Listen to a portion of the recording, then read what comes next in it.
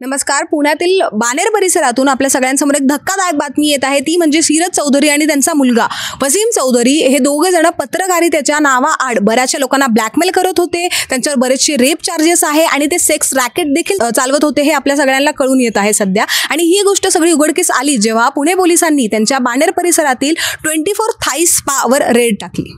जेव्हा ही रेड पडली तेव्हा या सगळ्या गोष्टी चालत होत्या. ते दोघं जण बाप लेक जे आहे ते दोन्ही बाप लेक न्यूज पोर्टल चालवत आहे हे म्हणून सगळ्या सोसायटीत राहत होते आणि बऱ्याचशा ठिकाणी त्यांनी पैसे देखील गंडवलेले आहेत, ब्लॅकमेल केलेले आहे. आणि पुण्यातच नव्हे तर मुंबईमध्ये देखील त्यांच्यावर बरेचसे केस चालू आहे.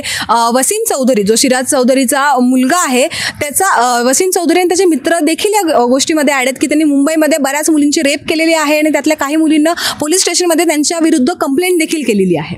पोलिसांनी सध्या त्या दोघांना देखील अटक केलेली आहे आणि ह्यापुढे आता पोलीस ह्या परिस्थितीला कशा प्रकारे हाताळणार आहेत ते आपण नक्कीच बघूया. तोपर्यंत मी मृदुला नारळे, न्यूज डॉट्स पुणे.